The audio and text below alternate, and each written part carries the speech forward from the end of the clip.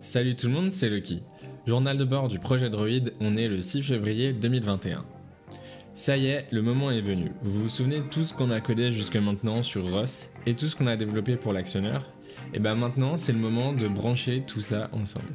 Et pour ça, je vais développer un nouveau nœud ROS qui va servir de couche d'abstraction matérielle, ou en anglais, on appelle ça un Hardware Abstraction Layer. L'objectif de ce code, ça va être d'implémenter et d'utiliser les différents drivers bas niveau qui vont servir à discuter avec le matériel, les capteurs, les actionneurs. Ce qu'on veut avec cette couche d'abstraction, c'est partir d'un matériel qui est spécifique et arriver avec une interface de communication qui est standard.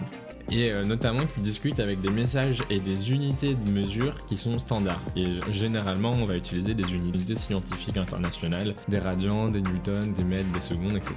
L'intérêt d'avoir cette abstraction, c'est que si jamais plus tard je veux changer de carte moteur, j'aurai juste à changer cette partie bas niveau et ça impactera pas tout le reste du code. Pour commencer, je vais le coder en Python pour pouvoir aller plus vite et peut-être que plus tard je le ferai en C++.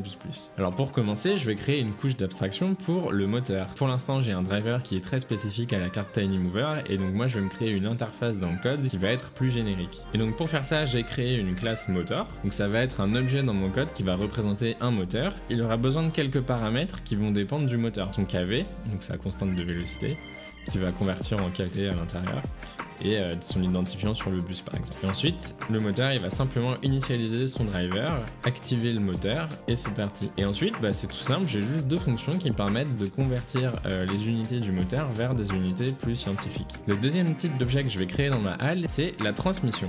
Et oui, c'est aussi un élément du robot qu'on veut modéliser dans le code, et auquel on va associer des calculs. Parce qu'en fait, le code qui va calculer les mouvements du robot, il travaille dans le monde articulaire, alors que le moteur, il fonctionne avec ses propres unités. Et entre les deux, il y a une réduction avec un rapport 8. Donc du coup ça va, ça devrait pas être trop difficile à coder. Un paramètre qui est important dans la transmission, je sais pas si vous vous rappelez dans ma vidéo sur les capteurs, mais à un moment je vous ai parlé de calibrer le 0 de l'encodeur. Et en fait, c'est dans la transmission qu'on va avoir besoin de cette valeur, de ce 0 qui est calibré. C'est lui qui sert au changement de repère et qui sert à dire notre articulation, quel est son 0 par rapport à l'articulation précédente. Et donc elle se retrouve avec deux paramètres, le 0 et le ratio, le rapport de réduction. Et vous voyez, le code il est vraiment très simple. J'ai créé une petite classe de données pour pouvoir représenter les différentes quantités du moteur, donc les positions, les vitesses et le couple. Et le but de la transmission, elle va être simplement de changer de repère en passant du repère articulaire vers le repère moteur et inversement. Et maintenant que j'ai créé ces deux objets, il me reste plus qu'à faire du code qui l'utilise. Et du coup, j'ai créé un nouveau node ROS qui va être mon Hardware Abstraction Layer.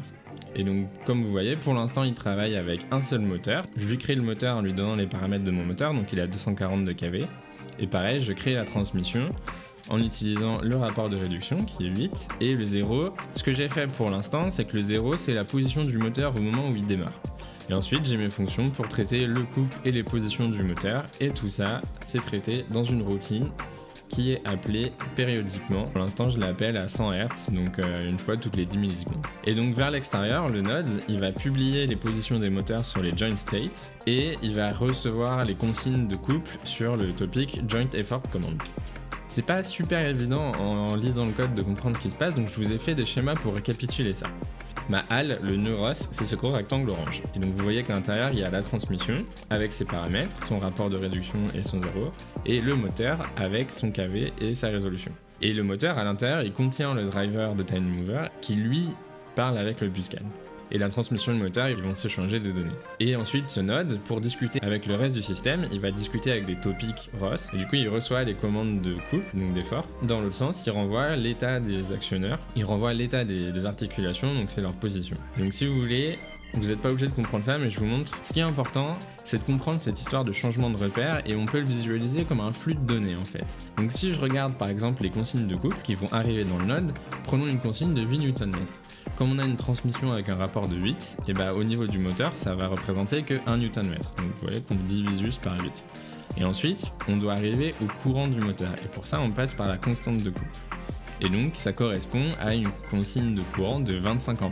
Et pareil dans l'autre sens, mais cette fois pour les positions, on va recevoir les mesures d'encodeur, donc c'est juste des ticks. Derrière, on va les convertir en radians, qui est l'unité SI qui représente un angle. Et ensuite, la transmission, elle va pouvoir faire ce changement de repère, elle va retirer le 0 du moteur et diviser par le rapport de réduction. Si le moteur nous renvoie à 4096 tix, en fait, ça correspond à 0,7 radians au niveau de l'articulation.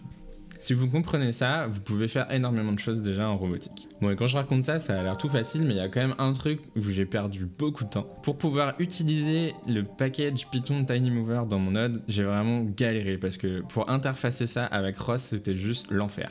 Il y a deux outils importants dans ROS, c'est Colcon et ROSDEP. Colcon, c'est le système de build, et donc son but, c'est que de faire la compilation et il gère pas les dépendances. Et ROSDEP, c'est justement l'outil qui sert à gérer les dépendances. Et bref, en gros, je connaissais rien à ça, j'ai vraiment passé des heures à chercher et à comprendre, mais au final, j'ai réussi à le faire fonctionner. Bon, et du coup, maintenant que j'ai fait tout ça, vous voulez voir ce que ça donne avec l'actionneur, non? Je vais vous montrer. Ok, donc c'est bien beau toutes ces explications, mais c'est encore mieux si on peut le voir en vrai. Pour l'instant, je vais faire en sorte que le moteur ignore les consignes de coupe qu'on lui envoie, donc le driver enverra tout le temps 0 à la carte moteur, comme ça on va pouvoir déjà se concentrer juste sur les positions. Je lance le programme, et là vous voyez, Airvis se lance, et on a notre URDF qui est affiché. Pour l'instant, il n'y a rien qui bouge. Sur le graphe, j'affiche les consignes de position et la position actuelle. Et donc si je bouge le moteur, on voit sa position qui bouge. Et on voit l'URDF. On voit le modèle 3D qui bouge en même temps. Est-ce que c'est pas trop stylé? Mais bon, je vous connais, vous voulez voir le truc qui bouge en vrai, mais pas moi qui le bouge à la main. Du coup, on va faire ça. Je vais lui dire d'appliquer les consignes de coupe que je lui demande. Mais attention, je sais pas si vous vous rappelez, mais j'avais créé des gains pour mon contrôleur. Sauf que c'était des gains qui étaient tunés en simulation et sur un modèle URDF qui n'a rien à voir avec le vrai actionneur. Je vais juste mettre un gain proportionnel de 1 et on va voir ce qui se passe. Alors préparez-vous. Ça va être folklorique.